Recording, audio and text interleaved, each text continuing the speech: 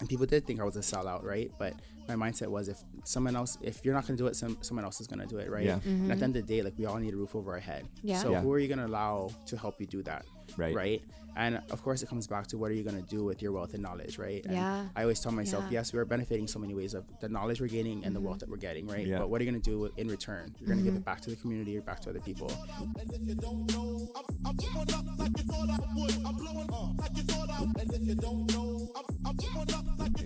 Recording. All right.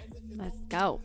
Welcome to the Deals Aloha podcast, where we talk about real estate deals, hope to leave a lasting impact with our audience, and of course, spread aloha. You can find us on all social media platforms at Kamohai and Tristyn. Let's go. So today is a fun one because we have been working with this guy for a little bit of time. Today we have Ethan Kaleiopu from Ohana real estate team. He's an agent, he's an investor, he services all Hawaiian Islands, and he specializes in a variety of things, most recently working with investors. So I'm really excited to know your story. I'm super excited. Thank you guys for having me here. Thanks for coming. Like I said, we have been back and forth working together for years. Yeah. We recently just closed a deal together. Yeah. That's what I was going to say. I was going to say. Cheers to that one. I feel like our relationship has been a rough one on the deal side. Oh, yeah. We've had like a couple deals that just ended up being like those ones that have to jump through like all the hoops, Yeah. you know? Yeah. But we just never give up. No. And we won't. Never. Big time. Never. But we just closed on one in Kailua and we're like super stoked. So We got to yeah, take we you back appreciate it. through there because it's Yeah. like halfway already. Oh, really? Yeah, it's gosh. close. Can't wait to see we're it. Siding thinking on that windows, one. Oh, really? all Yeah. plumbing and electrical roughed in. They're drywalling right now. Oh my It's gosh. crazy. It's going to be fun. But anyway, okay, so the first question, how the heck did you get into real estate? Oh, good question. So actually, I hated real estate and didn't want to get into it. Truthfully. Nice. So my mom was an escrow officer for many years. Her sister is a realtor and she's been doing it since the 90s, like full time her whole life. So I kind of grew up in it. Yeah. Going to showings, open houses, meeting everybody. When I was going to graduate, actually when I was 16, I had to figure out my senior project for school. Oh. And I was like, what the heck am I going to do? I know. Like I had nothing really lined up for me. Was going to go to college, but didn't really like set on it. My dad was like, why don't you just go and intern at one of the brokerages? One of his really close friends owns a successful mom and pop shop brokerage, been around for many years. And I was kind of against it. And I said, you know what, let's just freaking do it. Yeah. So went and did it. Worked with them for a few weeks. And then I remember going to a few of his showings and then seeing one of his commission checks. And I was like, okay. All well. right. I was like, all right, okay, so maybe I could do this. So I don't know, I just started pondering and I was like, okay, maybe this is something I do want to proceed. And I got a little serious about it. Went from interning him, finished my senior project, got a admin position with them, so I worked every day after school, and then became a transaction coordinator. And then I just never left the brokerage. And you just worked your way All up. the way up till I was 18. I was going to go to college. My mom got sick at the time. And I was like, you know what?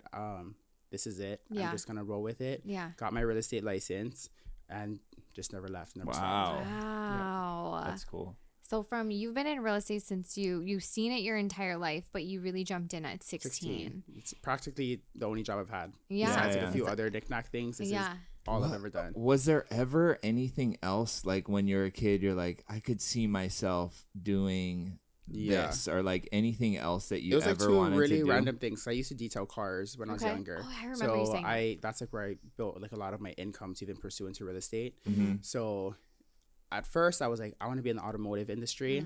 There you go. And then on the other side, I'm like, I want to be an attorney. So So those are they were very like very, very Yeah. wide, right? But I'm like the kind where it's like, you know, test me and I'm going to do it. So Right. I actually signed That's up for why I paralegal like courses. you. And yeah, I signed up for paralegal courses and I was going to jump into it. And then real estate just like had me by the neck. And I was like, you know what? This is it. Yeah. And you know that he actually was gonna be a lawyer too. Really? Yeah. And then After he went into real estate. after we closed the stores down, I was like, what am I gonna do? You Yeah. know, and I went back to school. I got my degree in political science and Okay. economics, and most lawyers get their degree in political science first. Right. And so everyone in my political science class was like, we're going to take the LSAT. We're going to become Yeah. lawyers. And I was like, I think probably make some money as a Do it. lawyer. So Yeah. Totally, yeah. let's do it. But Right. then real estate. I So was See that like, happen. nah, real estate. Yeah. The running Yeah. joke is that I'm like the legal counsel for the team. oh, there you go. Anytime anything happens, I'm like, that's illegal. Yeah. It's so funny. Well, there's a way. well, you Classic. can Yeah. still use your interests, right? Right. Yeah, I love that. Okay, I mean, I have so many questions. So, like, tell me about the first transaction you did as an agent. Okay. Yeah. So my first transaction I actually ever did was for my grandparents. It was in Molokai. They owned quite a few lots there. And I helped them. You know, they were getting older. Yeah. They just didn't know what to do with it at that time. And I had a very different mindset then. My choices would be very different now if I was in that predicament. Yeah. Right. So it was helping them sell the property. It actually didn't have clear title. Went Okay. all the way back to the Great Mahele. Oh my Wow. gosh. So the brokerage yeah. I worked for at the time, I was with a bigger box brand, and they wouldn't allow me to list it because they didn't have clear title. Right. So I had to remove it off of the MLS, and I just hit the pavement and sold it by word of mouth. So Wow. we finally sold it, went through the whole process, did all of that. It was like the most, I can't even explain to you. I've learned so much in that So like you 4 got your months. hard knocks and I all your did. skills at the first. I did. Oh my gosh. And it was like all locals that we're dealing with, right? Yeah, So big it's time. really heart to Molokai, heart, yeah. having the conversations, explaining why we're selling, and also trying to find the right family to take over. Right. Right. And it was a really good experience. I learned so much. I love Fast that. forward now, if Yeah. I was in the mindset now, I don't think I would ever have allowed them to let it go Right. for Totally. that little of money. But Yeah, back yeah. then it was like, wow, that was a lot of money. Right, And it Yeah. helped right. them tremendously. Yeah. Totally. So how old were you when you did that? 18. So, okay, how was it for you being an 18-year-old in like this very traditional kind of like Yeah. boys club, or like I'm Yeah. this, I've been in the industry for this long, it's this way, like Right. how was that for It you? was really hard. I mean, there Yeah. was days where I just wanted to like give up and quit. Yeah. I had really good brokers, and they were very well respected and very successful, and they Mm-hmm. stood by me like 100%. And there were just some days that I couldn't even get a deal because of my age, or then I was sitting open houses like literally full time. So I'm meeting a lot of people. Yeah. And Yeah. it was more familiar, I think, when I was starting off. Mm-hmm. And so just getting them through the house was all fine, but closing the deal had the hardest time. Yeah. There wasn't a deal in the first year, 2 years that I didn't have to have like a senior partner, somebody, Like another broker, co-list or co-list there, something. co-rep with me, right? Yeah. And I just really had to fight for my reputation and my knowledge. And I think that's when I was like, you know what? I'm just going to learn and know it all. And I'm going to just do my best and, lead with my heart. And I just Yeah. kept going at it. Kept But going. it was hard. Yeah, see, because I think a lot of people, especially in this industry, but in life in general, they're so gung-ho to get started on something, and they jump into it, but things start to get hard, and then they stay hard, and they stay hard, and then they give up. People just give Yeah. up, right? Yeah. And so I know you, and I know that you're a grinder, you're a Thank you. husler. Yeah. You're like, Well, you you're have a your get fingers shit in done a lot. kinda Right, guy. get shit Oh, done. Yeah, me too. Yeah. Where did that come from? Exactly. That was my Have question. you Yeah. always had that in you? I mean, you were so young. I don't meet a lot of Yeah. young real estate agents that get That are into it that this young, successful. Right. that are successful and then actually last. You know what I mean? Yeah. Definitely my parents. I want to say a big one was my mom. She was the one that's like, if you're gonna do it, you're gonna do it all the way. There's no half-ass. There's no bullshit. Yeah. Right? Like if you're gonna ask for my support, this is what it's gonna be. Yeah. And anytime I had trials or issues with anything, I would come to her. I mean, she was like practically my side broker, right? Right. 'Cause Yeah, she's yeah, been yeah. in the industry, and I would come home and cry to her like, oh my gosh, what do I do? Yeah. Right? If there's a will, there's a way. And she always said, if someone's telling you no, you're just talking to the wrong person. Yeah, I love So that. I think just over time, I mean, a lot of times I let people like bully me and push me around, and I was like, okay, fine, it's just not this time or Right, whatever. right. And then after the years, I'm like, no, because if I keep getting told no, I'm not going to get anywhere. Or so I remember one of my first deals, which was it was a pretty big transaction, and they came through my open house. I remember just having like the worst day, stuffing my face from like Yeah. eating. Yeah. And they came in. I'm like, they're not serious. Like, this isn't gonna happen. And I just let them walk around the house. And the wife came back down and said they want to put in an offer. And I was like, at first I was like excited, and then Yeah. I'm like, money talks. We'll see what Right, Right, yeah, right, yeah, right. yeah, we'll yeah. really see. 'Cause Right. we'll come on vacation All and the do these time. things. Yeah. Totally. Right. So I said, okay, well, let me wrap it up. Meet me at the office, which is right down the road. We'll talk about it. Go from there. And we spoke about it. I remember lying to them what my age was. Oh yeah. And I was 18. I think I said I was like 21. Just Yeah, to, like, yeah, yeah. just kind of pass just a little bit. Just a little Yeah. bit. And I rode that for like a really long time.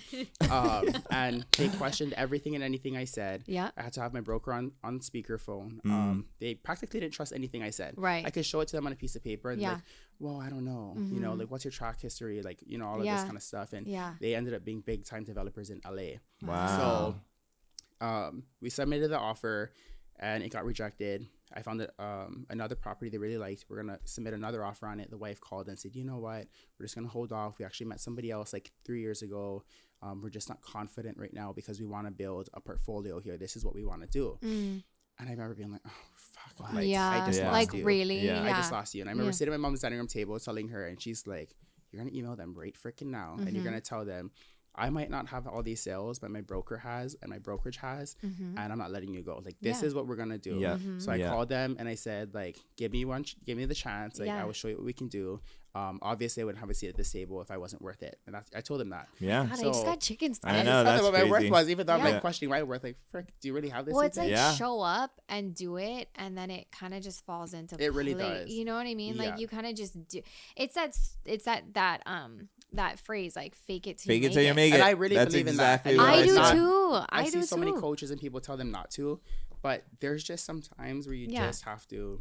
And that doesn't mean speak out of your ass. absolutely. You know what I mean? But Yeah. it means, like, literally freaking show up, not knowing exactly what's going to happen, and believe in yourself and do the work and watch. And just be the resource of the resource. You might not know all of it, Yes. but provide just the tad bits enough to satisfy them. Yes. Behind the scenes, think, okay, what do I do next? That's all you have to do. I think it's too, and then it's also identifying, like, everybody listening.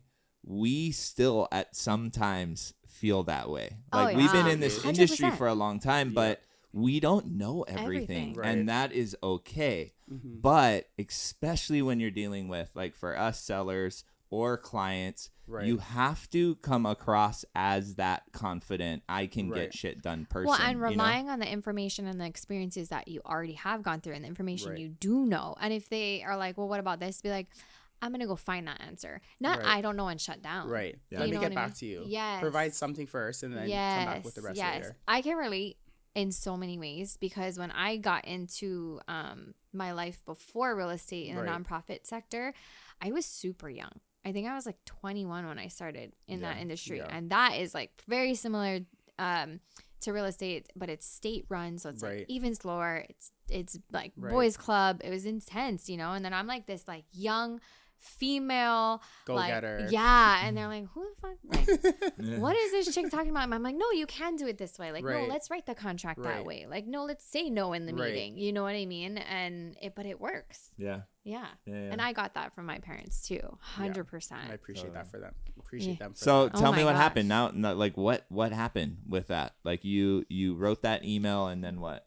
They didn't buy from me for a few years. It just didn't work out. Yeah. The market shifted. And then I got a phone call, I don't know, maybe like 2 years later. And they said, we see this house. We want to write an offer on We're it. ready. Right now we're ready. 7-day close. Let's do it. And I'm like, absolutely. What? I will write it up and we'll get it done. And then after that, it was just turned into a long-term relationship. They have a portfolio with us now. Wow, that's and they've cool. been a great part of our community. Yeah. And just great mentors to myself and my team too. Wow, that's awesome. And I really appreciate them. And we joke about it because they actually sent me a birthday gift and the age was wrong on it. Yeah. And I just kind of ignored it. And then they sent another one. And then this one year I was like, I'm going to tell you the truth because obviously Yeah. we've been working with each other and you trust me, you like me. So yeah. I'm actually not that old. And she was like, what the fuck? And I was like, yeah. And she straight up told me, she's like, if I knew that then I wouldn't have hired you. And I Yeah. say, well, that's why I did what I did. That's why I was 21. Yeah. Oh, That that's is classic. freaking hysterical. I Yeah, can't even that's tell super you. funny. But you planted that seed, Yeah, I did. and you never know Yeah. what it's gonna sow later. You know what I mean? Yeah. Would you say that, your early beginnings is like the hardest things you've had to overcome, or has there been more challenge since you've been in this industry for a long time, even though Right. you're on the younger side of age spectrum? I mean, I want to say it was some pretty tough shit to get through. Mm-hmm. I think just the knowledge that I have now, it's easier to guide through, Yeah. the scenarios now. I mean, we're constantly experiencing new things and new difficulties, Yeah. but I definitely want to say that was some really tough times. Yeah, Yeah, Really for tough sure. times. For I think sure. it's similar for us. The beginning was like really, really hard. I'm grateful for it. Like I'm Right. glad that I had to go through that. Like they always, you get forged in the fire, right? And Right. that Yeah. was really, really hard. And I think that it never really gets like easy. Like there's no like Yeah. easy thing. There's always No. new challenges and new Yeah. difficulties that come, but you get better being able to deal with those things, Right. Exactly. right? And so I mean, it's hard. Like this industry is not easy. No. I think you just get better at it. Yeah. That's it. Yeah. Okay, so you kept doing transactions, and then like, what kind of happened next? How did you morph into working with investors Yeah, and becoming an so- investor yourself? That kind of worked out in a way of there was a lot of new investors that I met. There's new investors, new realtors, and I think we just kind of like clicked with each other Yeah. because it was like the investors were new at the time and they wanted to approach the bigger time realtors, but they also didn't want to seem like they didn't know anything, right? Mm. So I think mutually we were like, okay, we're kind of a good fit for each other. Yeah. So there was just a lot of like luncheons and meetings and stuff that I've gone to and networking events, Yeah. and I just create like really good relationships with them. I just went from there. And I think just me not telling them no, they were in the beginning process stages of offering on anything, right? Yeah. And a lot of Yeah. them are like low ball, Yeah. Yeah. really like low acceptance rates. Yes. And a lot of the other brokerages wouldn't allow their agents to sign off on it. Yeah. And I practically told my brokers at the time, like, this is how I want to do my business and I want to build the trust with them. Like, you're in or you're out, or I'm out, right? Right. Yeah. Right. And they were like, go for it, Yeah. right? Because the worst thing that's going to happen is Right. they're going to say no. Right. And I think just me not telling those investors no at the time allowed me to build those relationships with them. Right. And to this day, still service them and have, a Yeah. trustworthy business relationship with them. Yeah. I cannot That's even good. tell you how monumental that was for us in the very beginning. Yeah. Was that realtor relationship that told us yes. Right. You know what I mean? Because that's how a lot of And investors didn't look at you crazy either. Yes. Because you never know. Yes. Right? You never know. And I think if I didn't have the experience with my parents, I would have been like, oh God, you're freaking crazy. You're gonna waste Yeah. my time. Right. Like we're gonna look stupid. Right. I get that side too, because it's so much work Right. for But it's at the same time, one of my other mentors told me, money making activities. Yeah. Writing an offer is a money making activity. 100%. Whether 100%. or not it's like, high acceptance rate or not, it's a money making activity. And Yeah. if you're not doing that, then you're not doing anything, Yeah, right? that's So so true. Yeah, I was love down that. with it. Yeah. And every time that it was rejected, I wrote an offer 30 times. I learned how to write all 14 pages with my eyes closed. So Yeah, exactly. it's a Practice. win-win for both Yeah, sides. It's And I just perspective found the right positive there. in it. Like, yeah. we're never so I was wasting totally your fine time. with it. And I Yeah. appreciated that. Yeah. Yeah, that's cool. I mean, the cool thing is, so like for our agent that like helped us out in the very Right. beginning, it was actually a family friend, but she didn't look at it as crazy. crazy. It took 30 offers before we got one, right? Right. But we got one. Yeah. And it was a year later after she'd been working with us Right. for a year. Yeah. But this was 5 or 6 years ago, and we're still buying houses with her Together, today. We and she's just selling some too, Right. Literally just bought 2 houses from her Yeah. this month. You know what So I mean? Right. talk about that reciprocal relationship, Absolutely. and how it pays dividends over time. Absolutely. But I Yeah. think a lot of agents don't see that side. Oh, they they just don't. see They don't that see the upfront value in it. work, you Yeah. know. But like, how many transactions have you done with your investors? Right. A ton, you know? And I mean, and they're going to back you up 100% as well, right? Yeah, So yeah. like when I started that out and had a few successful closings with other investors, the biggest thing I asked from them was just referrals. And when you go to those networking events, like just back my name up when Yeah. it comes up. Yeah. You Yeah, know? absolutely. And like 100%. that makes a big difference, right? Because Yeah. I see their success in it. And obviously I was a part of that in some way. And that was just Yeah. really appreciative. And we always tell investors too, it's like you need solid agents in your corner, because those are the ones that are going to bring you pocket listings or Yeah. whatever they're called now. Yeah. Yeah. Whatever they're called Yeah. now. Yeah. And then those are the ones that are going to be able to write that offer and present it the right Right. way. Like they're an essential part of your team. Right. Yeah. Being your voice. Yeah. Yes. Because as much as you want to talk to the seller and present it yourself, you need to make sure that your agent is doing Yeah. have the same heart that you had, right, to present that Exactly. offer. Exactly. Not just like, hey, my clients, they have this offer, like, just take a look at it if Yeah, you yeah, can. yeah. Like, no, No. this is my client's offer. This is what They're they serious do. about This is it, who and they I'm standing are. by them. Yes. Yeah. I might think they're crazy. I might be a little crazy, but this is what it is. Yeah, exactly. With that confidence, Yeah. I love that so much. Yeah. Love that so much. Okay, so like what? I know you're flipping now. I know you have rentals now. Like, what do you like about this, being a realtor and being an investor? I think being able to help other investors and clients build. I guess like right now, like my niche is, you know, helping people build a portfolio. You know, I think my Instagram tag is teaching you how to make money through the power of real estate, right? Love that. Generational wealth through the power of real estate. That's what it is, And dude. so yeah. I enjoy that, like how to leverage and do that. So I feel like I am taking a little shift and focusing on investors and, you know, portfolio acquisitions, but I enjoy uplifting other people and showing them how to do it and being that good agent on their side to fight for them on that. And I love to see the growth. Like that makes me happy at the end of the day. I can't even tell you like the same thing. I mean, we all get into real estate, I think, in the beginning because we're money motivated, right? And like we need to pay our bills. Absolutely. But then when you get to experience the true power of real estate and the wealth creation and that generational wealth that you're talking about, the cash flow, the tax, it just shifts. You're just like, why is everyone on the planet not doing this? You know what I mean? So then that makes me think of, you're a native Hawaiian. Culturally, our relationship with land. Absolutely. Have you gotten has been the feedback when I first being started a native Hawaiian that's also a realtor?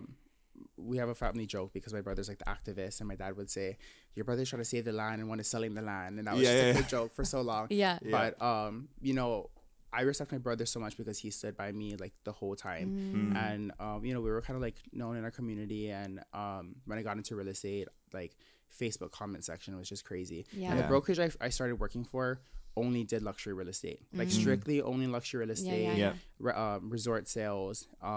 So I had a lot of backlash, and it was difficult. A lot of clients didn't want to work with me or first-time home buyers because it just felt like it wasn't a good fit. And people did think I was a sellout, right? But my mindset was, if you're not going to do it, someone else is going to do it, right? And at the end of the day, like we all need a roof over our head. So who are you going to allow to help you do that? Right. And of course, it comes back to what are you going to do with your wealth and knowledge, right? And I always tell myself, yes, we are benefiting so many ways of the knowledge we're gaining and the wealth that we're getting, right? But what are you going to do in return? You're going to give it back to the community or back to other people. So I just stood on that really firmly. And my brother has always been on my side because he's very, like, you know, cultural appropriate and has always been involved in that realm. And he just stood by me and kind of coached me through how to just be appropriate and learn and do all of those right things and stuff. And it was a huge learning process for myself, but even more so now, I'm very confident about it. And like what we do and how we do it. You know, and like even being on the investor side now and having more control of not just being the realtor, right? Because there's only so much I can control. But now being the investor and being able to, you know, control the sales price or what's going into it, the quality of work, right? All of that kind of stuff, being able to offer it to somebody, that just, I don't know, warms my heart. Totally. Yeah. It changes the game too. I think real estate in general already gets like some flack, right? Absolutely. Like I mean, you hear from people that maybe don't totally understand exactly what it is, but are very judgmental towards real estate, right? And I think that it's our responsibility as locals, as Hawaiians, to change that narrative. I think that there is a way to change what people see when they hear real estate. And I think that that's our generation, younger generations coming up and doing it the right way. You know what I mean? And I see it happening all around us. Like our whole investor community, we're literally building a community of local Hawaiian born and bred investors here that are doing real estate different. And I always say doing real estate different, and how you do it matters. How you do it matters. Like, it's so cool to see. I know. I think too, like, you know, people make decisions from emotions, right? So I might not be able to physically or sit there and debate with you all day and explain to you, but if you were ever in the position that I've assisted you, and like I've had some clients that just absolutely just hated working with me the whole process, just like knew that they needed it and this and that, and at the end of the transaction, when, you know, we're closed, they were like, holy shit, like, thank you. You know, they look back and there's just no way that they could have done it without you or whatever. But I think just having your work speak for itself and leading with your heart and them looking back, you don't even have to say the words. They're going to feel it and just know it and be like, you know what, I take that back. Exactly. And that is just like how I try to work with. I try to say less and just, okay, let me just work for you. Let me just show you. Just action. And, you know. And I feel like that's really what where we stand too, because you Right. can imagine our comment section these days. Yeah. Yeah, You know yeah. what I mean? And it's hard because we all want to support each other. It's like, I'm gonna go to that comment section right now. And I'm blah, gonna blah, this. blah, Yeah, blah, I blah, blah, know. you know what I mean? But like you got to kind of drown that out Yeah. and focus on your mission. Yeah. You know what I mean? And that's all we do. And again, it's like, no, my actions speak for themselves. Yeah. What I do is enough Oh yeah. to show anybody who Absolutely. really wants to look into who we are and what we do. Right. It's enough. I don't have to defend myself. I don't Right. have to go in and respond. You know what I mean? Right. But yeah, Well, it can be challenging. Yeah. Right after the fire, I was dragged like heavily on social media and Oh, I already can dealing with only our own imagine. stuff and then trying to back up my business. I remember just sitting there and like defeated. just defeated. And there was a time during that Yeah. time Yeah. I was like, you know what? I just need to take a break. Yeah. Like, this is just, I was Too referring much. stuff away, even away from my team members. I'm like, I can't do this Yeah. right now. And I woke up one day and it just wouldn't stop. And I said, you know what? Fuck this. I went onto social media and I went back to like the day I started real estate and every single, I don't know if you guys seen it, but it was like, I don't know, hours long of my whole story was like, Yeah, so long. yeah. And I posted every single closing, every single signing, every local family. And it was just flooded. And, at the last one, it just said, I just said, if I've ever assisted you or helped you, achieve your goals in that way, like stand up for me when I stood up for you. Yeah. And when social media already is its own thing in its Yes. own world. Yes. But being able to like surrender and ask them for that, like Yeah. back me up for those who do know me, and they came back and fulfilled that. Like it was just like Wow.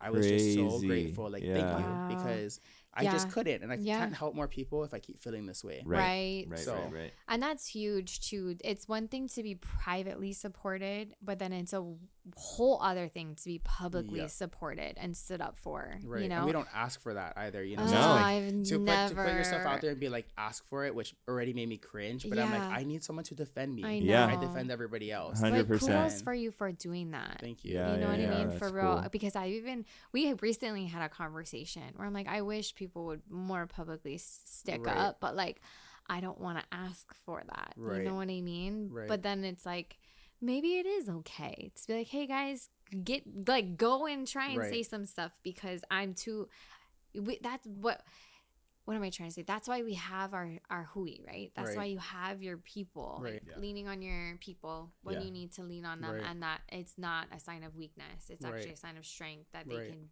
support you when you need I think also you have to realize that there are situations where you're going to be misunderstood, and you have to be okay with that. I don't think there are some situations that no matter what you say, Yeah.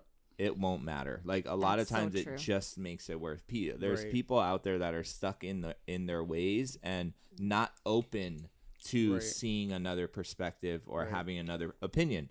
And so I always say sometimes the best superpower is being okay with being misunderstood. Yeah. And framing being misunderstood in a different way. Right. And so sometimes it's better to not say anything. Yeah, because some of the people that come on, they're not even trying to be constructive. Oh, not at all. And it's Yeah. like, that's not even worth your energy. Right. Right. And I've gotten really good. And this is recently I figured this out. That even though it's social media and it's public, Right. that it's still okay to use the power of block Right. and who you allow onto your page and engage with on your page. Although it's a public forum, it's still your public forum. Exactly. You know It's what I just mean? own space. Yeah, it's your space. And so the power of block has become Yeah. easier. It is. Yeah. I want to ask you on the agent side, what would you tell somebody that is getting into the industry right now? Maybe it's a younger person, they want to get into real estate. What would be like your best advice for someone that's looking to get in to be an agent? I would say figure out exactly what you want. It might not, you might think that's what you want. I mean, no one really knows what they want, right? But I think I just had this conversation with somebody in the car actually this morning, and it was about like, when I first started, I had this number in my head, and it was like, I'm going to shoot for this number. And then you get to that number and you're like, okay. And you kind of realize actually it's not the number, right? It's the time, or it's the flexibility, this and that. And I think when other senior agents or investors or realtors are explaining that to you as a newbie in the industry, you know, like, listen, because that's what they really mean. And if I really truly listened to that then, I think I would have had more life experiences during the process and enjoyed the journey, not just ran through it. Work. Right. Yeah. I really wish I enjoyed that process a little bit more.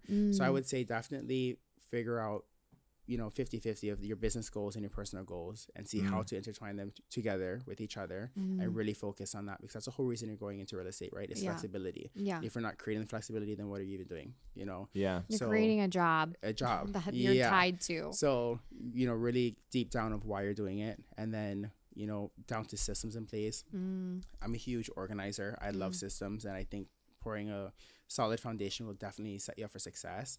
Yeah, YOLO, go with it. But, you know, once you get to a level of business and it's like, okay, now you're getting all of these leads, or you're going to these open houses, and it's like you have all of these contacts. Okay, what are you going to do with them now? Yeah. What is Are your you process efficient? after that? Yeah. Are you efficient? Do you have a a system in place to a drip campaign, or, you know, are you keeping track of when you're communicating with them? Because that would literally set you up for success. 100%.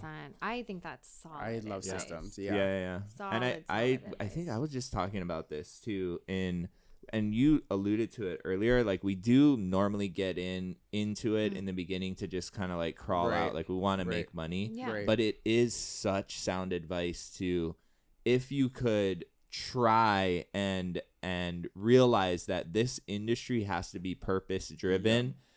If you want to be in business for a long period of time, you know what I mean? If you don't want to burn out, if you want to have the flexibility and the time freedom that everybody dreams for, if you go into it in the beginning with that in mind, as opposed to just, I need to hit that number, you will be much more fulfilled. I 100% agree. I can relate so much with, like, I had this number. Mine was $1 million. That was the number. You know what I mean? I want to be a millionaire. Like, that's the number.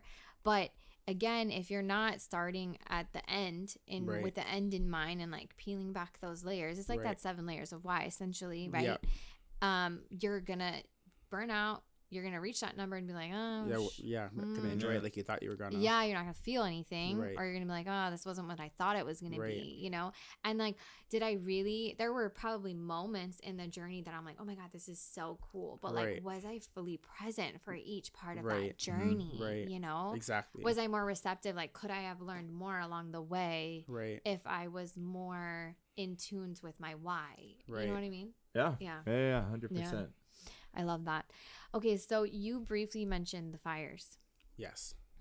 Let's kind of talk about it a little bit, because we know, being from Hawaii, what happened, but I think a lot of the followers now on the podcast aren't from Hawaii, and they've only seen what the news has shared. And you were physically affected. Your family was physically affected. So, like, I don't know, just share whatever you want to share about that. Yeah. Definitely unexpected, of course, right, for everybody. Not prepared, or you think you're prepared and you're not. So that day, I actually just moved in. I found the new rental on Maui, and I just moved in 4 days before. That was like my first night sleeping there. My mom lived up the road, and then my dad and grandpa and my brother lived, I don't know, like a mile away. So I'm pretty near to all of each other. I don't know. I woke up that morning just with like something in my stomach telling me something is fucking wrong. No like, way. Yeah, you know, you had an intuition. I do. Right? And my brother stayed over that night. And I remember waking up at like 5. The winds were like really strong, and I woke him up. I'm like, something's wrong. Like, something I don't know. Feels off. Yeah. And he's just like, well, just close the windows, you know. And he went back to sleep. Didn't think anything of it. 6:30, 7 o'clock came by. I'm like, I'm gonna get in the car and just drive around and just like see, you know, like something was that's wrong. Holy Spirit. Wow, that's crazy. 100%. There's so many parts of that where like, we'll get into that. Yeah. So I got in the car, I drove to my mom's house, and my mom and her sister and the kids lived with her at the time.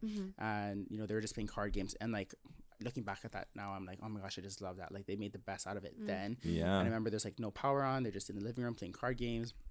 And my mom's like, "Oh, just stay here, like just hang out with us. Like I can cook something, like just stay." And I'm like, "No, I'm gonna go check on Papa." Like I don't know. Got in the car. There was traffic. Checked on him. He was fine. Drove back to my mom's house, and then she's like, "Just stay here." I'm like, "I don't know. Something's not right." Yeah, just don't feel right inside. Like, I can't I couldn't, and I went back crazy. to my house. My brother was gone, and I'm like, "Oh my god, where did he go?" And just like, in the beginning, everyone thought I was kind of just had this sense of anxiety for no reason. Right. So I ended up driving back to my dad's house, where my papa lives, and he was there. It was fine.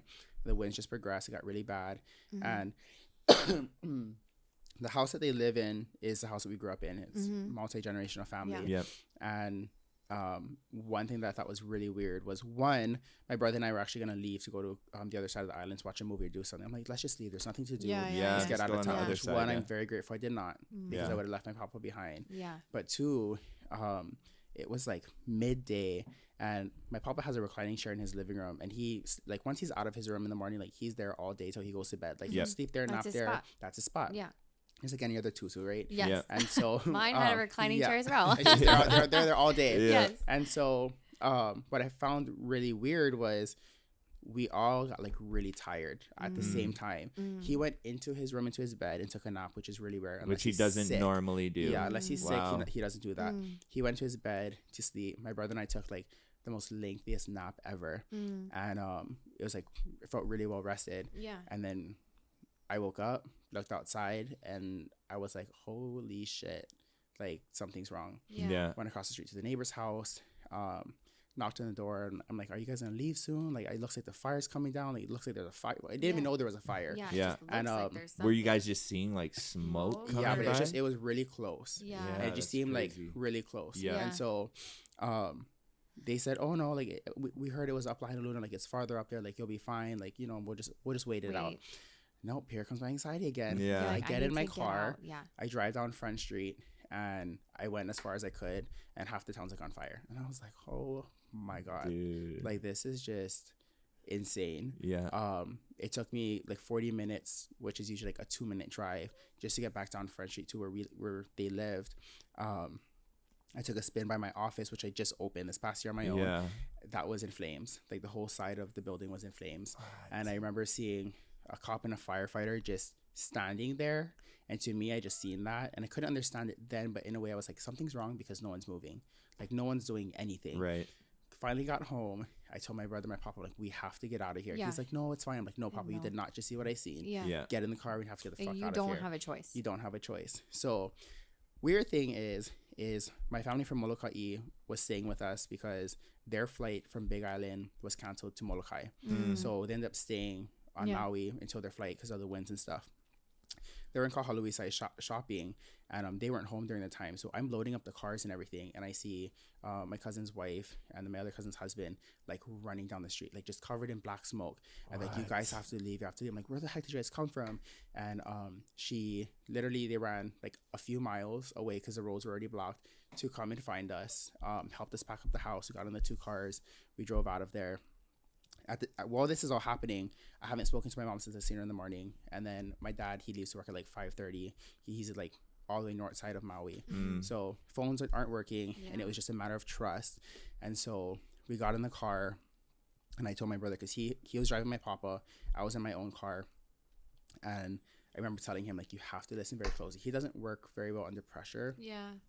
And I took it upon myself, like, oh my god, like, my parents aren't here to guide me. My papa's kind of just like in shock of what's happening. And I'm like, okay, I think I need to put my boots on. So I told my brother, I'm like, get in the car, you're going to follow me, and we're going to drive out.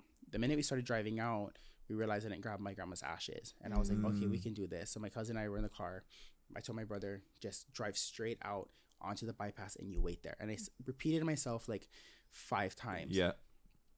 So they left. I turned around, went back into the house to grab whatever I could, grabbed her ashes, got back in the car. By the time we got back onto the road, I couldn't find him anywhere, like in traffic, in line. And I was like, oh my God, where did he go? So we went back down Front Street, and my cousin got out of the car. She's like, I'm going to run down there because I have a feeling he drove in there. Sure enough, she got out of the car, ran into Front Street, and he panicked because he's seen that there was so much traffic. He's like, I'll just go the other way that no one's going. But no one's going down that way because it's closed. It's done, right? So he drove into there. Yeah. We got back en route. We met our family up on the bypass. It was my dad's sister, our nieces and nephews. Like, we all just kind of met on the bypass, which timing was just really weird because no one was talking to each other. We just all ran into each other, and it was like, okay, we're all like in a hub or here. Who's missing? What's going on, right? Yeah.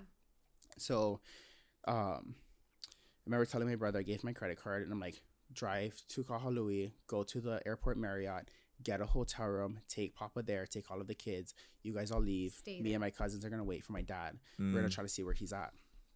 And I still didn't think it was a fire because it was so different. Like, Yeah. it didn't seem like that kind of disaster. Right. Right. And so they left. My cousins and I stayed. And I remember the bypass is just filled. Like, there's people just speeding and leaving. Like, it's just chaos. Yeah. Massive chaos. And my cousins said with me, and they're like, we're gonna wait for your dad, because the last that they spoke to him, that he was trying to leave Kapalua side, north side, to come to Lahaina. He had no idea what's going on. We had no communication. We waited maybe almost 2 hours on the bypass. Wow.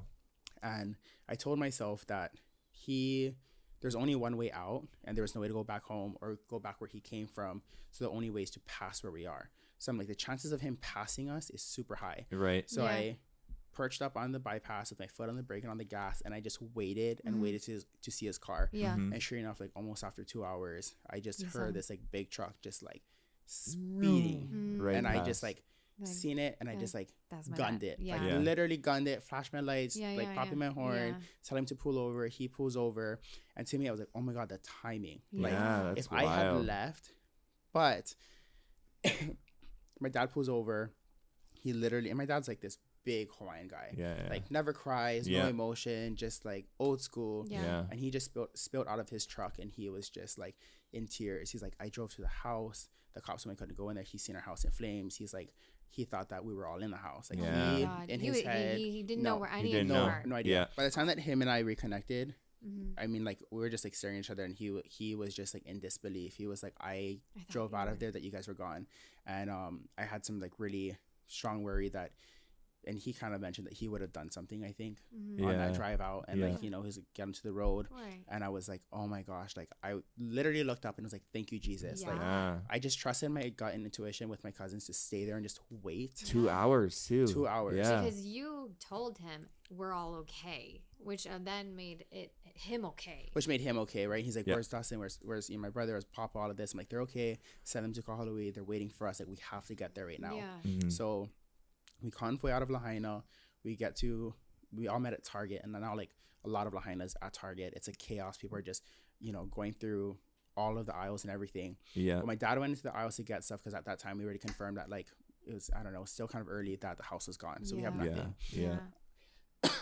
So while they went into Target, I remember he walking in with him, and I said, you know what, you guys go shopping. We were kind of in the shopping center, and then there was a few banks in the area.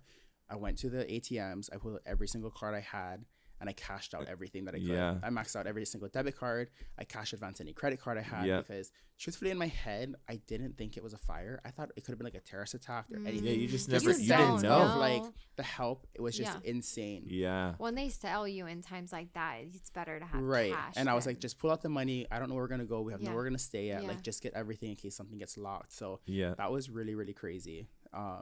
And ended up staying with family that night, and that just was the start of whole new life. But actually before that, to just touch in on when we were leaving the house, there was no reception, and my brother was trying to call 911, and he just got through to somebody, and she kept telling him like, you guys just have to leave. Like, she had no answers, but he kept Yeah. like going in and out, and he was very frustrated because he didn't know what to do. Yeah. But when we were leaving the house, our the home alarm system was going off, the fire alarm was going off, and usually there's a two-way, right? They can hear you and you can talk to them. Right, And it's right. just like, I think I posted on Instagram, it's just like blazing, and we're I just saw Yeah, I we that. left saw the that. house. Yeah. Well, a month after they called, and they said, the operator's on leave right now, and she's been a 911 operator for many years, and she went into like residential alarm systems, and she said that it was one of the most like tough times she's ever been in her whole life. And she said that we couldn't hear her trying to help us, but she heard everything in the house. They're ransacking, they're grabbing the things, like just like Wow. the praying, the this and that. Wow. And she just said like it was so surreal. And she's just, I just had to know you guys were okay. Yeah. And Yeah. so when I heard that later on, I was just like so blessed to hear Yeah. like everyone's different parts and stories. Right. And how it Totally. all divinely was working together Yeah. in a way, you know? Oh my gosh. Dude, that's heavy. I mean, Yeah. I remember reaching out to anybody that I could in Maui at that time. And like when I got like everyone that I knew was okay, Right. whether like physically okay, whether they lost something or Right. not, you know what I mean? And I know that you've been really trying to like head the charge on being a voice for people in Lahaina and Yeah. then like helping people navigate this rebuild process, Right. you know, even when it comes to like insurance and all this stuff. So like how has that been for you and your family? Yeah. A lot of it was from experience. I Yeah. think from our own and just trying to share like what we've gone through and trying to help others. Yeah. There was a lot of scams that were happening, you know, Yeah. and like a lot of the elders were taken advantage of, and just trying to be a voice for them and educating them. Yeah. And I mean, especially after the fire and people's opinions of getting help from the, you know, from Yeah. first responders and Right. stuff, there was just no sense of trust from anybody. Yeah. Right. So I think during the past couple of months of just, you know, local to local or, you know, Lahaina to Lahaina, it's like us explaining, you know, to other families of like, this is what we experienced, you should do this. And Right. it just took a lot of conversations, a lot of sharing. People were really like standoffish. Nobody wanted to surrender to anybody. So it is still a lot of work. Yeah, I was gonna say you're still. It's in still a the lot of thick work, it. but it honestly feels really good to like see a community come together for each other Yeah. and help each other and see that trust, because that's what like we're known for, you know, Yeah. our tightness in there. Right. So yeah. What would you want to say to anybody that's still, or anybody that wants to help Lahaina still? Because you know the news comes, they talk about it, and then after Right. like a couple They stop weeks, talking about it. I mean, gone. it's national news, right? For a while, Right. and then it kind of dies out. Yeah. I know personally still a lot of people that reach out like, how can we help? Right. But just don't know necessarily how to do that. So Right. still, or like, you know, there's all these people saying they're accepting donations, but like, is that one they should go with, you know? And everyone's creating Right. funds and this and that, and you know what I mean? Just like, what do you want people to know think- now? Like, what does Lahaina I mean, just still from need? my opinion, I think we're good on the donations. Yeah. I mean, there's many people that still need the financial help. Mm-hmm. I think besides that, like, it's just the voice and being backed up as a community. I mean, everyone sees there's so many bills right now that are trying to be passed. Yeah. You know, not to get political or anything, but I would just say that if you've experienced good times in Lahaina and have family there, if there's something that you feel pulled to testify or to back up, choose one and stand by it. Yeah. Yeah. Yeah. Right? Yeah. And I just agree. really listen I to the agree. people. Yes. And I significantly like listen to the people. Yes. Right, because there's so many standpoints to it, but I think just hear them out Yeah. because things are gonna change. Yeah. Yeah. Are you happy to see the progress that is being Yeah, like made? where Do are you- they right now? I mean, we see what we see on social media from the Right. people that are there You on the know, like, ground. do you I do think- see a lot of lots are getting cleared Cleared. out Right. But right do now. you think there could be things that are focused on that aren't right now? You know what I mean? Right. I mean, there's a lot of things like fast tracking permits. You know, that's huge. Huge. I think just, you know, no response is a response, and I think that's our hugest struggle from our government, our local government, and just being able to hear a voice of some sort. But there's just so many different directions that things are being pulled to. Right now, they're just trying to clear the lots, get cleared for rebuild, of course, to get people back onto the properties, and that's honestly been progressing. Yeah. And I think that's been in the positive now. I think the next is just finding long-term housing for those who have been affected. Mm-hmm. Yeah. There's still so many that are still displaced. Right. And I recently just took a contract as well with CNHA, and we've been helping them acquire properties to help the displaced families and get them into, you know, the programs and stuff to assist them. But, you know, the short-term rental situation is a big thing happening there right now. Right. Trying to figure out what's going to happen after that. But there just isn't enough inventory, and everything is just very expensive. Right. Right. So something has to give. Yeah. Yeah. Totally. Yeah. Ay. Are you finding that a lot of the families, obviously, is there opportunities for housing on other islands or even off island, but it's like that's Right. not convenient. So, I mean, we want to keep everyone home, right? course. That's what But it is, the and truth- everybody That's what it wants to stay home. Right. But But the Yeah. truth of the matter is, I mean, people aren't in a position to fight and stay. and many have moved. And there are programs actually that help to relocate families to Oahu or to Big Island, covering, you know, rentals and leases. FEMA has even helped assisting, offering, you know, rentals on other islands. And I think that's been really good. And in my eyes, I think it's a sense of a fresh start for others, and they appreciate that. Others are kind of against it, feel like they're moving people out. But to others, some people just can't, or just don't have the fight in them to sit there and fight. And at least they're getting stability. They need the stability. And, you know, mental health is so serious. If they can't sit there and fight and wait, you got to let them go. Right. So there's a lot, you know, the outside islands have been very supportive and helping to take people in and help them. So that's been great. What is your stance on the whole short-term rental thing that's going on right now? I think it puts us in a really funky space being in real estate. Same. Real estate's going to keep going no matter what happens, right? No matter what gets passed. I think, truthfully, Maui just, it was overly done, and it was just not stopped. You know, Oahu has some really strict rules for short-term rentals, and the other islands do as well. And it just allowed more and more and more. You know, my mom and I talked about before, like on Molokai, if you went to go visit, if there's no rent-a-car hotel, you just don't go, right? If you call and there's no car, you just can't go that weekend. You can't go that weekend. You got to go a different weekend. Change your dates. Right. But on Maui, it's like, oh, you know, there's a shortage on cars. Let's just ship out more. Oh, there's not enough, you know, short-term rentals. Let's just approve more. Let's just do this. So I think it just progressed over time, and it was just way too much, you know, and it just increased rental rates.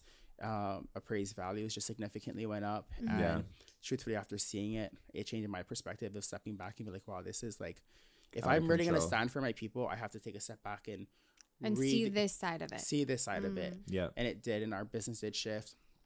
And I truly do feel that a lot of those owners in the short term business need to reconsider, and if it's not for them to stay and help, then they need to sell and make it affordable, or, you know, figure out a way to let it go. You know, if you had a good run, you had a good run. Right. And that's the risk you take of taking a business, right? Or starting a business. What is stopping these short-term rental? Is it just the rates that they're getting? Obviously, short-term rental rates are higher, but I'm just like thinking out loud. Like, the insurance companies, are they still helping families pay for temporary housing, and the rates just aren't comparable? So, for example, like a 2-bedroom unit, right, that a family's currently in a short-term rental, that insurance or FEMA or Red Cross is paying averages about $30,000 a unit a month. Wow. So about $30,000 a month per unit.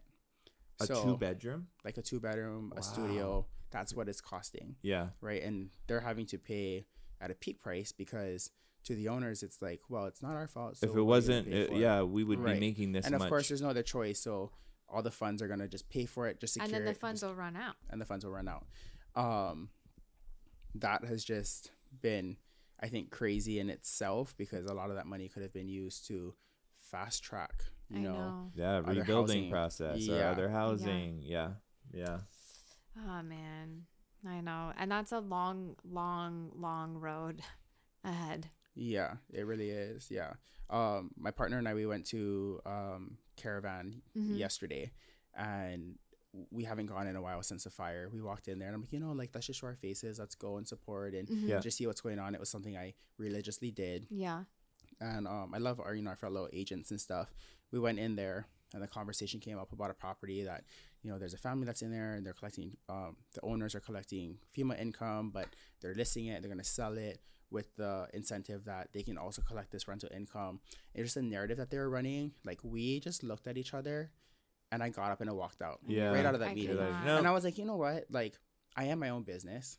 Like, that didn't make me feel didn't resonate good. with It you didn't at resonate all. with me. Not And I'm at like, all. you know, and we're freaking pissed off, honestly. Like, we went straight and had a beverage after that, and it was like 9 a.m. And I'm like, you know what? Like, let's just sit this out real quick. And I told her, I said, I think I needed that. Like, I was put in that space to experience that, to really stand firm on how I want to run my business. Right. Yeah, totally. So, what do you think is the next step, or what do you want people to know moving forward with Lahaina? I mean, of course, we still need visitors, you know, and it's an aloha state, right? And we're going to share aloha with anybody as long as they share their aloha back. Right. And I think that's the biggest thing is, we were forced to open our doors, and we did. And of course, we want the people to come and show up and support our local businesses and be there. But I mean, the how the community came together is Yeah. like the craziest. You know what I Yeah. mean? And I hear people talk about it, and that's what makes, you know, our community so special, is Right. that Yeah. happens. Now, how do we get the community to come together? Not just when there's an issue like that. You know Right. what I And mean? get Could on you a imagine though? united front. Could you imagine if the local communities came together the same way that they came together, how much stuff we could get done? You know what I Oh mean? yeah. Yeah. I mean, if put our opinions to the side, Exactly. and Yeah. our pilikia, there would be Yeah. so much 100%. more. Because at the end of progress. the day, people are just hurting, right? They and are. like they want. I think the end result. It's all the same. It's all the same. It's all the same. It's you just know? people have different opinions on how to get And how to there. get there. But Yeah. it's just, there's just so much I know. cloudness over it. That's just holding us back. Yeah. That's why there's no progression, you know? Yeah.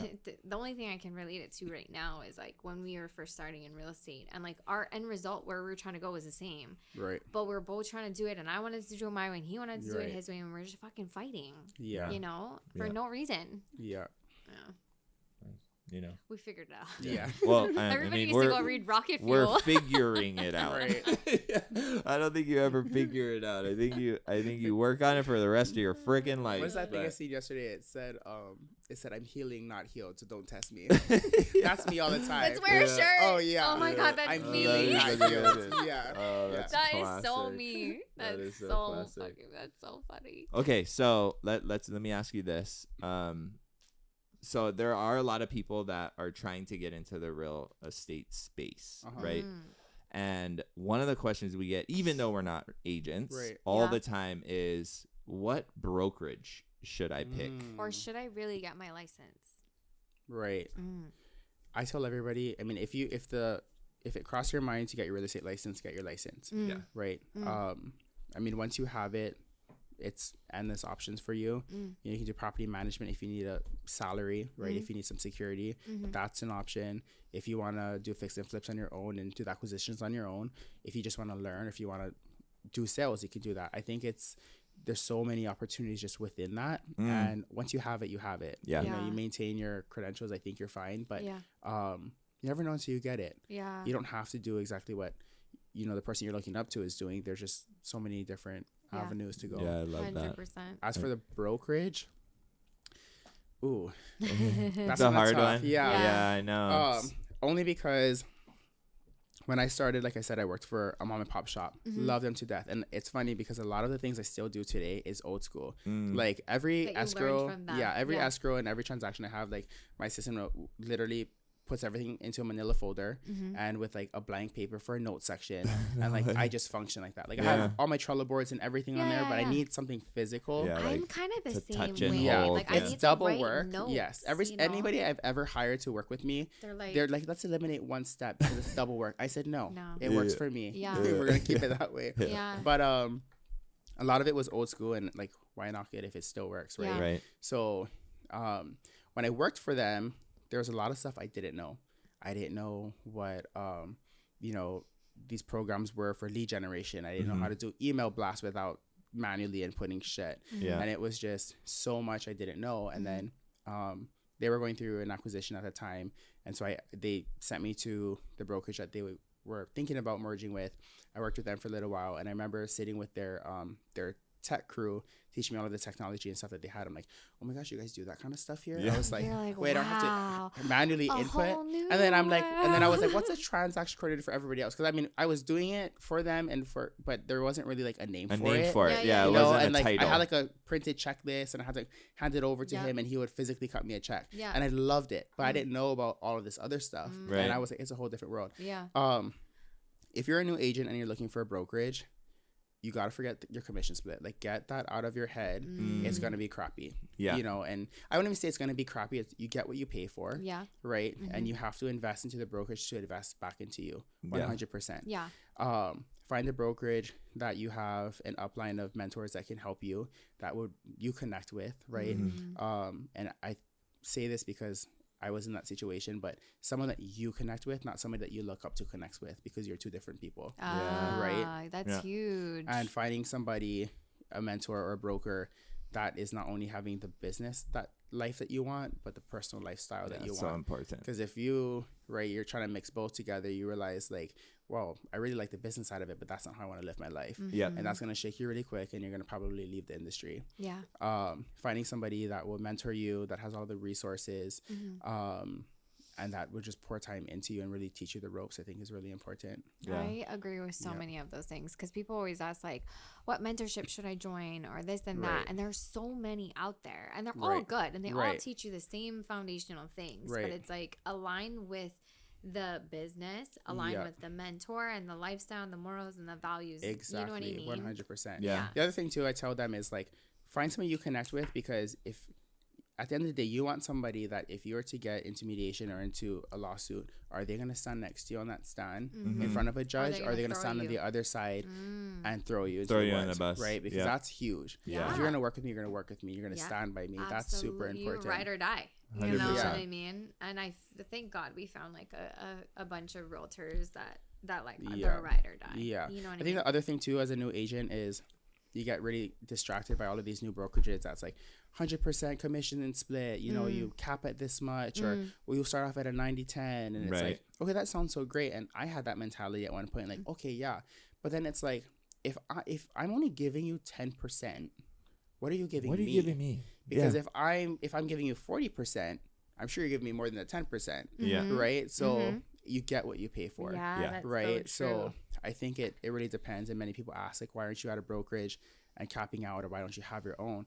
I said, because I make use of all of the resources that I'm provided for what I pay into the brokerage. Yeah. You know, they have heavy pockets. They can support me. They can back me up. It's reciprocal. It's reciprocal. Yeah. And they stand by you. So I think that's really important. And I can't even tell you, there's been so many times, and it goes back to your people, right? And like who you have on your team. Having that solid team to back you, and the how you feel when you're backed. Yeah. You're that much more confident. You can make that many more sound decisions. You know what I mean? Versus being on your own. Yeah. You're so much more exposed. You're so much more vulnerable. I remember when we found a really good attorney. And I'm like, just having that. Me too. I will never let my attorney go. I swear by him. Oh my God, thank you. You know what I mean? I happily rate my attorney his yearly retainer fee every year. I'm like, it's not January yet. Here you go. Just take it. Just take it. Just hold on to it. Yeah. That feeling of security. Yeah. And the sleep. Yeah. The sound sleep you get. I remember when I first moved to Oahu. Yeah. And I was telling my mom and those who kind of like, you know, mentored me in real estate. Yeah. I said, I'm going to go to Oahu. I'm going to work with this real estate team. And everyone was so against it. Like, no, you could do your own. Like, don't give your money away, this and that. But something was just calling me to work for a team. Yeah. I bit the bullet and I did it. And it was one of the best decisions I've ever made. Right. Crazy. I mean, of course, you don't make as much as if you're a single agent. Right. But the resources, everyone has their own duties on the team. Their strength, right? the community, like the mentorship, like it's very nourishing. So if you're a new agent, I really suggest just forgetting about the money and have somebody mentor you. I remember sitting at a dinner table with my lead agent at that time, or the team owner. And she's like, this is like when I first started. She's like, what is your dream amount to make a month? I'm like, oh my gosh, if I can just make $10,000 a month right now, I am happy. Yeah, because I had no bills then too. But that's like a lot of money. It's a lot of money. I'm like, $10,000 a month. Oh my gosh. I remember taking a sip of my drink and I asked her, oh, what's yours? Thinking like maybe 15, maybe 20, maybe 30. She's like 100 to 200,000 a month. Yeah. And I looked at her. I was like, you're insane. That's You're never gonna crazy. happen. You're crazy. And then I worked with them and I was like, I didn't even know how much money was in real estate. Right. Yeah. You know, and how much more you can do and help people. And I was like, oh my oh my gosh, that brings up so much for me. That brings up so much, because you only know the information that you have, or you're surrounded by. And what you're surrounded by. And your own like thought process and belief system. Like sometimes you don't even, I want to be in the rooms where people are making $1 million a month. Not a year, a month. Yeah. And that sounds I love that you say that, because I connect with people and I'm like, you don't know what you don't know. You don't know what you don't know. idea. But you only learn that when you go through it, because at that time 10,000 was a whole and I'm like consistent. If I can make that consistent, I'm winning. For me, I go to And when I was growing up, I was like, if I can make 6 figures a year, I Right. thought 100. I thought that was a lot of money. I'm set. Ton. Yeah, I I'm thought that was set. a lot of money. 100 grand a year, I'm set. You Yeah. know what I Yes. mean? And that's like 10 grand a month. Well, so that I'm was like the mentality we're raised we're on, right? raised in, and Exactly. Like hit that's the 6 figures. That's Yeah. a lot of That's that's all good you money. need. That's all you need. You and get a that's- house and you're good. Yeah. Get and a that's state the job. thing, Yeah. though. You then end up thinking that that's the top. That's the top. That's Yeah. your goal. That's what's possible, right? Yeah. And then you get around someone that's like 200 a month, Yeah. and And that you're was like like- not something crazy for them. That was gonna happen, And they were doing it. and they were Yes. doing it. And I was then you're like, flabbergasted. Yeah. boom, right? and you lift that level up. You But know what I mean? exactly. Oh my gosh, this is You possible. keep getting new keys to open new doors. Yeah. And Yeah. then your whole mind shifts on what's Yeah. possible. And I appreciate them to this day for teaching me that because Mm-hmm. I remember walking out of that dinner, like everyone was gonna go out after that. I'm like, I'm gonna go home because I need to sleep on this. Like this just Yeah. it shook me. And I Yeah. was like, wow. So now every year when it comes to like goal setting, like December, January, I eat that shit up. Yeah, I big time. love So goal much fun. setting. So Yeah. much It fun. is. Yeah.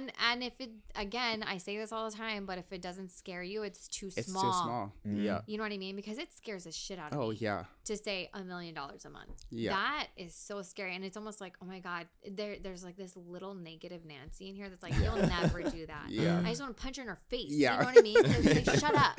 Because it is possible. Yeah. I know people that are doing it. I know a lot. Of, Yeah. yeah, it's wild. And it's like it's not even about the monetary thing, right? Yeah. It's about the empowerment and Yeah. it's about the resources that come with that. It's about how much change you can actually create. Yeah. With because that, that's just a tool. Yeah. Right. It really is. You know what I mean? Yeah. Yeah, dude, I love that. You When I said do my that. goal setting, I love like inviting somebody like new to the circle. Yeah. Like maybe just getting into real estate or like maybe just in business in general. I love to invite them because I wanted to be that voice to that person, like that person. that she was to me. 100%. You know, and like Yeah. when they come in and they're like, "Oh my god, that's insane," and I'm like, "Well, do you want to see what we made the year before?" And then they're like, "Oh my god," and I'm like, "It's possible." Yeah. Yes. You know, like Yes. it is so possible. You I know. unlock it for them. That's I our also jobs think, now. yeah, that is. I mean, that's what this Yeah. podcast is even Yeah, for. It's like 100%. unlocking and shifting your mindset. Because once you shift your mindset, Yeah. again, an entire new world opens Yeah, up to you. and that- that feeling through your skin, and you just sit there like, "Holy shit!" yeah, Yeah. exactly. That Exactly. realization, Yeah. that process is cool. It's cool to experience. Just to add to that, I also think that doing goals is super important, but then like having them stare at you in the face every day is like that next yeah. part that is so critical because life is crazy. Your days Yeah. are gonna get busy, and you're gonna lose track of that. Yeah, And so it's like have it stare at you, like wherever you spend the most time. yeah, Yeah. it's where it needs to be. Yeah, Yeah. yeah. Yeah. we put Someone- ours in our bedroom. In your Yeah. bedroom. Yeah. Yeah. We have to move it there, but yeah. Yeah. Yeah. Mine needs Yeah. to be on my screensaver, and then like after a while, people would see my phone, so I didn't want it on there. But Yeah. like every time I went on my phone, it was on there, Mhm. Yeah. and that like Yeah. knocked me into Yeah, shape. no, I Yeah. think that's a good one too. Mine used to be on there too. I should do that again. Yeah, That in the very beginning, I remember I had them all. My IM, Yeah. my IM, All your Yeah, IM IMs. Oh, statements. yeah. Yeah. on my Yeah. phone. Yeah, one of our mentors made us do that. They're like, Really? your Yeah. IMs need to stare at And you your every IMs day even need to make you feel uncomfortable. Comfortable. and scare Yeah. you. Yeah, your scare the crap out of you. affirmations. Yeah. Yeah. I mean, okay, so let's kind of wrap this thing because I feel like we could just shoot the shit. Yeah, Yeah. just for talk 4 story forever. But we should be eating food at least. I know. What strategies are you currently focused on? How many deals are you doing a year? Like what is your Yeah. business look like right now? So, business wise, I mean, a few years ago, I mean, like I was very, I think, volume based and just the sales side, and then we shifted into the actual fix and flip. So, Yeah. this past Monday we just closed on a single family flip, Nice. I know. I Congrats. see you. I'm like, That oh, was another that. one. Oh, Yeah. another one. Yeah, and yeah. that one was, oh my gosh, just blessed and grateful because I remember running like the ARV, and I was like, oh my god, that's great. Okay, we'll make this much, Yeah. and then like it literally doubled, and then I was like, holy crap, and it was still under market value. Like, Yeah. it was still, under Yeah, what the it's- others were selling for. Yeah. But that was because my mindset was, I wasn't shooting for the stars. Yep, yep, my yep. mindset Yeah. or what my beliefs were. Yeah. So we just closed on that. Sick. Tomorrow we close on another acquisition. So we have a fix and flip. We'll start demo this weekend. That's so Nice. exciting. And then we're negotiating one more. Hopefully we'll close in like a week. On Are these another all condo. on Oahu or? These actually are on Maui right now. Okay, Oh, Yeah, nice. but we're Okay. actively. We're actively looking, but Oahu, I think more so. That's why I sent them your guys' way. Yeah. yeah. Yeah, keep sending them to us. Yeah. Yeah. We're buying them. Yeah. Oh, that's I so call you, funny. but yeah. yeah. So they're all on Maui right now, Yeah. and I love it because like this last one we did, it was a whole different crew of who we used before. Mm-hmm. A few of them were the same, but the appreciation and like I think I really like figured out the hui, like Yeah, you know, love like that. the rehab side of Yep, it, yep, yep. and it's just like a really solid team which is of like people. really critical. Which is one of the most important Yeah, things. Yeah. so especially in the fixing. which is the only reason, because we close on one tomorrow, Yeah. and one came up, and the rest of the team, we had a meeting. They're like, man, let's just wait. I'm like, I'm like, no, Let's because we go. all don't have to keep our hands in the same pot. Like, when Yeah. you're there, I'm there. Yeah, yeah, Like, yeah. let's just keep going. Right. And I never felt more comfortable because the team was so solid this last one. I'm like, I believe in them. Yeah. Like, we can do this. And if you find those people, you got to keep them busy. Yeah. You know? Yeah. Yeah, and it's just cool how many lives we can affect with just one deal. Yeah. You know what I just mean? one. And everybody can make money on it. Yeah. You know what I mean? Yeah. So yeah, it's We just a should cool. we should actually do like a whiteboard of like how many people get fed. Yeah. How You many really should. You Yeah, know that what I would People be can cool. really see that. because the ripple effect is huge. It's insane. Right. And You know? and my mom paid one of our electricians yesterday, and she asked what the rate was, and then he told it to her, and she was just like, sit down. So she's the one that will like nourish anybody. Like, I'm like, why are you late to a meeting? She's like, oh, I'm with so and so. I'm like, are you helping them restructure their business? She's like, I had to help with their books, and I just want them to grow, because like anybody that we hire or bring on, it's like I just want to uplift them. Yeah, you Yeah, I want to love invest that. into And like we them. see more sometimes that they see, you know, outside of their circles, and I'm Yeah. like, this is what you need to do. This is what you should do. This is new programs or yeah, systems yeah. or tools, and I love like Doing Yeah. that. uplifting the team. Yeah. It's That's so great. Cool. So I love cool. that too. Yeah. I love that too. Biggest success in your journey so far? Oh, I don't know what it'd be like. I know. I It don't doesn't have to know. be monetary, just Yeah. like Whatever, anything in general. Probably the first I mean, thing you that comes talked to mind about is what so it many is. cool things already. Yeah. You Yeah. talked about so much cool stuff. I think finding my people, my team. Yeah. Yeah, because I last year. I just made a year this month of moving over to Ohana Real Estate Team at Compass, and my auntie is the one who owns and runs a team, and she's been after me for years, even before they were at Compass. Yeah.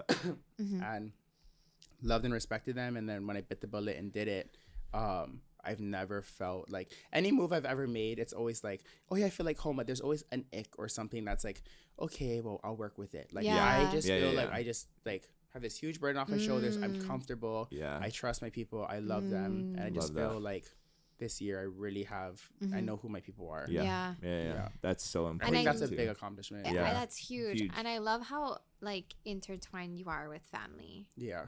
because we are too. Yeah. You know what I mean? But like that, there's something so unique and special Yeah. about being able to work with family, Yeah. fight with family, love with Yeah, family. it's Oh, tough. yeah. It's You not know what I always mean? the It's easiest not thing to do, easy. Yeah. but it is by Me and far Mama one go of the head to most. head every day.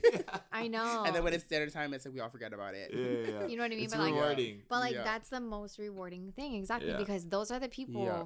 that will 100% go Yeah. to war with you. Yeah. You know what I mean? Totally. Yeah. Somebody Yeah. told me the other day, and it was like, you're going to go and bust your ass to come back and support your family. Why don't you just take your family with them and bust your asses together? Yeah. Mm-hmm. And that was like, it was so reassuring to me because, you know, sometimes I second guess myself, like, should I be mixing family and business, or should I be doing this? All the Sometimes I time. think about it, but All then the I'm like, time. you know, like just seeing us all eat, all help each other, all have the same goals. Yeah. Totally. It's like that I'm family like- empire that's just so fulfilling. Yeah. Oh my I agree. gosh, I I think a lot agree. of people it's said that it's not smart to work with Right. family. I think you hear that all Well, the time. any too. mentor will Any tell mentor you will tell that. you Yeah, that. yeah, any mentor. My And coach told me that for years. 100%, 100%. And I And think, it's the harder path for sure. Yeah. yeah. But I do feel like it's the more rewarding, and I think there is a way to be able to do Yeah. it.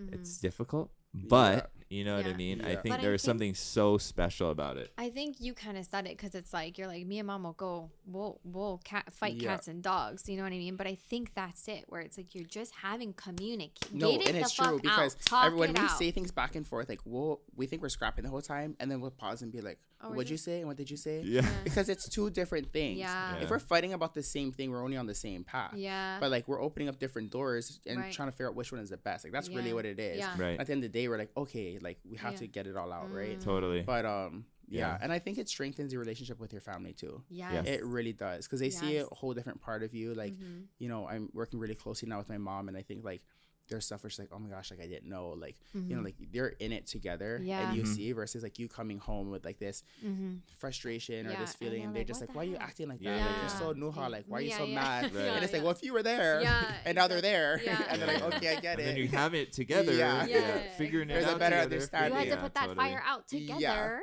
Yeah. Yeah, no, That it makes sense. definitely adds layers and depth to a relationship in Yeah, like Yeah. for sure. in the best ways. Yeah. Yeah, because we work together. I work with my brother. We have Yeah. Trav on the team. You know, and our families are so involved in Yeah, our I business. love it. Yeah. Yeah. And my cousin, I just hired her as my assistant. Mm-hmm. I had a cousin before that worked for me for many years, and then my cousin now, she works with me after the fire, and it like it's even more fulfilling because Yeah. like she has a 1-year-old, and like being able to like raise him and do that, and like even me being in his life like more often like during the work time, like Totally. that is just like I love it. So cool. And like we're Biggest- really efficient. Biggest tip for working with family. Oh, my biggest Yeah. Yeah. family Yeah. boundaries and communication. Yeah, I love that. Boundary communications is huge. You gotta the first day you're trading them or that week, like you gotta say all the uncomfortable things Yeah. immediately off the bat, Yeah. because if not, people are gonna guess. Yeah. The second one is anybody you bring in is gonna count your money, and they're gonna see what you're making. If you're hiring them to work, there's a difference of working for you, working with you. And another mentor of mine told me, and I said, like you share all of these things and tips, and like I'm working with you. What if I just went, took all of your resources and I left? And he goes, Yep. well, then I did my job, because I'm uplifting you to be like me, and I just like my coaches to me, right? So like I think at the same time that they're working with you, like uplifting them in their own personal goals so that they feel the growth, Yeah. Yeah. and not just like they're capped. And then Right. like keep checking in, like because Always. goals change, right? They do. Yeah. Yeah. Oh, that's But so like good. them Yeah, that counting is your good. money thing, like you also have to find a way for them to grow and see growth themselves, and Yep. I think that's like huge. Yeah, it is. So Yeah, it Yep. really, really is. Or else, if you don't do all those things, then Yeah. resentment builds. It does. right? And there's just questions that aren't going to be answered or be asked, and it's just uncomfortable. yeah, And I've learned that from previous relationships and Experience. experiences. Yeah. No, that's huge, great Yeah. advice. Yeah. Or just don't work with family. Or at just all. don't work Or, with family. or don't work with family. Yeah. Yeah. Do that. Okay, so if you could go back to the beginning, what's one thing you do differently, If any. if any? Oh. I think I would enjoy the journey. Yeah. I would. Yeah. I look back and I'm like, it's not that serious. It wasn't that serious.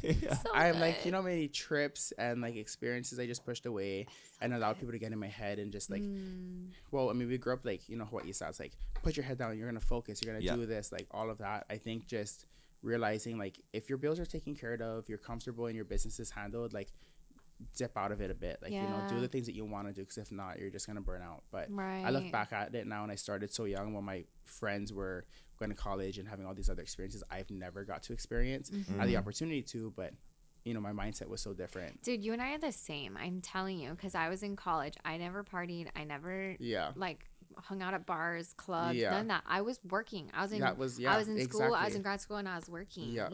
Yeah. It's So crazy.